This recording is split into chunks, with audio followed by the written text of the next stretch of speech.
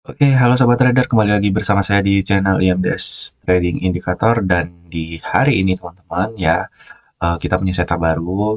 Jadi setup ini sebenarnya udah banyak yang pakai ya, udah banyak yang tahu juga. Jadi hari ini kita akan review gimana sih cara open posisinya, kemudian dikombinasi dengan indikator apa saja, kemudian settingannya seperti apa. Jadi kita langsung ke videonya ya teman-teman ya. Jadi buat teman-teman yang komen kemarin, mohon maaf saya belum sempat balesin dan belum sempat saya apa namanya buka juga YouTube-nya karena ada kesibukan yang benar-benar padat banget jadwalnya ya teman-teman. Jadi mohon maaf sebelumnya. Dan langsung aja kita ke indikatornya. Jadi yang pertama harus kita pilih di sini adalah indikator margin ya teman-teman ya. Mungkin sebagian teman-teman udah tahu indikator ini ya. Jadi ini tuh indikator seperti buatan AI ya.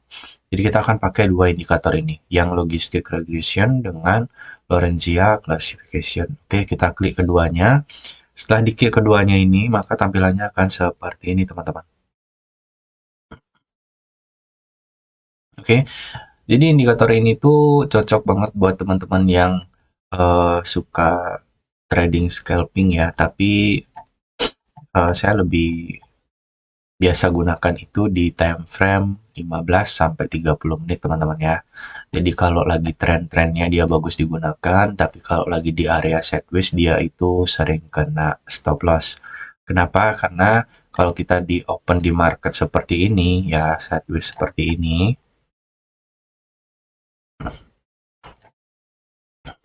keseringan market itu cenderung tidak stabil ya teman-teman ya. Jadi teman-teman pasang stop loss itu pasti sering kena sebelum dia menyentuh TP-nya. Oke. Jadi untuk indikator ini teman-teman saya prefer tuh dipakai di time frame 30 menit karena kalau trading kita terlalu cepat atau keseringan entry itu nggak worth it juga ya teman-teman ya. Jadi kita seperti ngejar TP gitu, profit harian.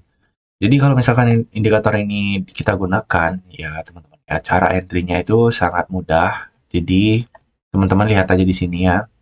Kalau misalkan dia sudah MA ini sudah berubah warna menjadi warna merah, kemudian ada sinyal sell, teman-teman bisa ikuti entry sell ya. Jadi kalau misalkan dia sudah berubah di sini MA-nya warna hijau, kemudian muncul sinyal ya baru berjalan sini teman-teman bisa entry buy seperti itu. Jadi sangat simpel sekali ya teman-teman ya.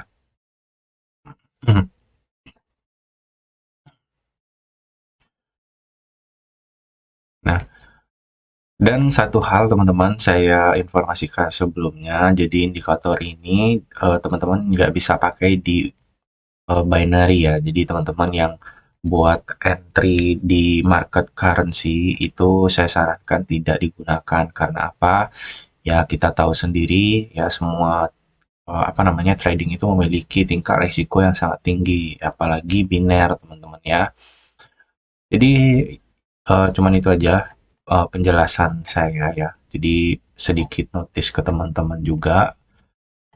Jadi semoga teman-teman itu kita bisa lihat sendiri ya teman-teman ya sekarang itu yang nge-review untuk market biner itu udah sepi banget dan ya bisa dibilang itu udah nggak banyak yang apa namanya aktif lagi di biner karena ya kita tahu sendiri seperti itu ya. Dan untuk indikator ini bisa digunakan di saham, cryptocurrency, dan lain sebagainya ya teman-teman ya. Jadi semua bisa dipakai ya, sarannya cuma satu. Jadi kalau teman-teman mau entry, itu yang paling penting teman-teman ya, dari indikator ini ya. Jadi penjelasannya kan sudah tadi saya jelaskan. Yang paling penting dari indikator ini adalah settingannya teman-teman ya. Jadi kalau settingannya benar, maka hasilnya juga akan benar teman-teman ya. Jadi kita masuk ke settingannya dulu. Yang pertama itu machine learning-nya. Kita buka di pengaturannya.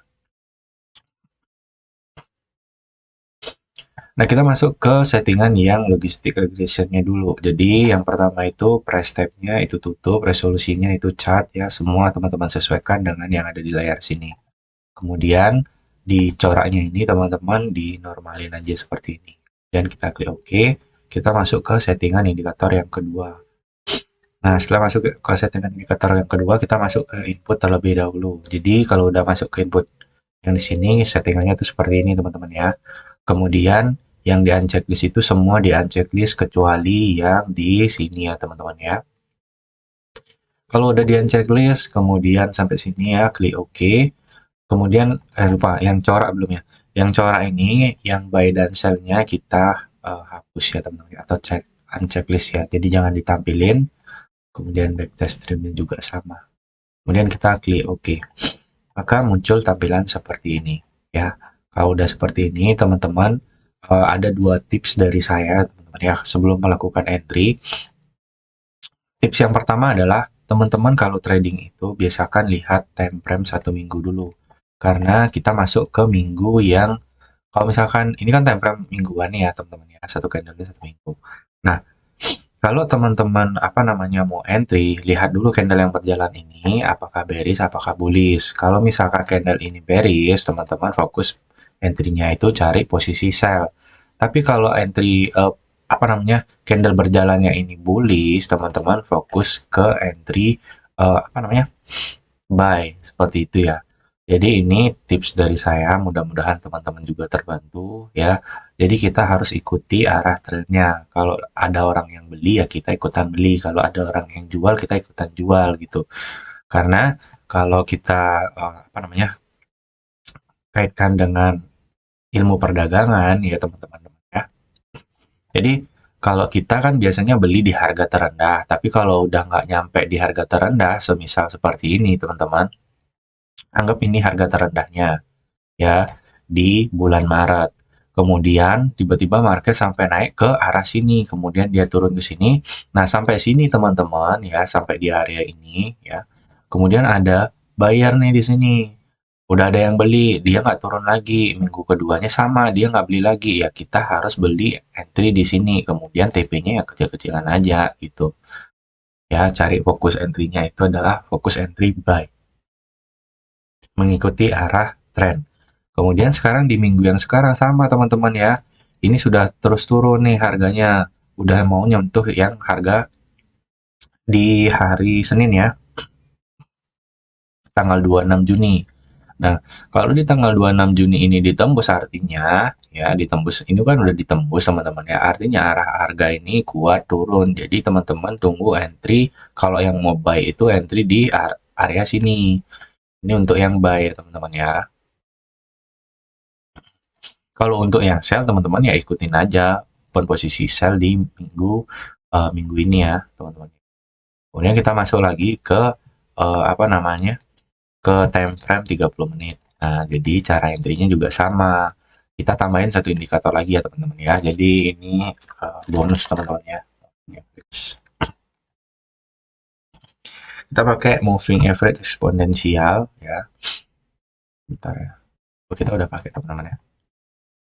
Nah, di sini untuk settingannya kita pakai panjangnya itu adalah 200, kemudian coraknya kita pakai berwarna putih ya, kemudian diklik OK atau ketebalannya kita tebelin dikit ya teman-teman ya biar kelihatan atau deh warnanya.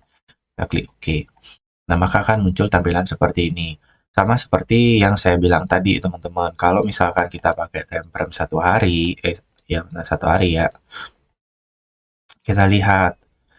Nah, time frame 1 harinya ini menandakan arah tren kuat turun seperti yang kita analisa di apa namanya candle mingguan ya, time frame mingguan ya. Jadi benar di sini arah trennya itu adalah turun. Makanya kita kalau mau entry di time frame 30 menit, cari momen entry untuk sell. Karena moving average periode 200 juga masih jauh di atas teman-teman ya. Jadi kalau kita entry sell di sini, sell di sini, kemudian di sini juga ya sell, kemudian di sini sell juga ya, kita akan mendapatkan profit yang cukup lumayan. Jadi kalau kita ngikutin arah tren, kita tidak akan istilahnya loss terlalu banyak lah teman-teman ya. Kalau kita lawan tren itu yang riskan sekali. Oke? Jadi itu aja yang mau kita review hari ini. Mudah-mudahan bermanfaat. Semoga teman-teman mendapatkan apa namanya profit yang konsisten ya. Walaupun belajar dulu di akun demo tidak masalah teman-teman ya. Jangan malu akan akun demo karena ya seperti itu teman-teman cara kita belajar ya sebelum masuk ke pasar. Ibaratnya itu kayak gini teman-teman. Kalau teman-teman mau menghasilkan di akun demo, teman-teman bisa ikuti program kontes demo ya. Akun demo itu banyak banget di beberapa broker, saya nggak bisa sebutin. Dan di situ juga bisa mendapatkan hadiah teman-teman ya. Jadi banyak juga broker yang istilahnya memberikan eh, dana mereka itu untuk dikelola gitu. Jadi kita yang bantu kelola, tapi ya di situ kita harus menunjukkan konsisten apa namanya konsisten kita terhadap apa namanya analisa yang kita lakukan di market masing-masing seperti itu ya. Jadi itu aja yang bisa saya review hari ini. Semoga bermanfaat. Sampai ketemu di video berikutnya. Bye bye.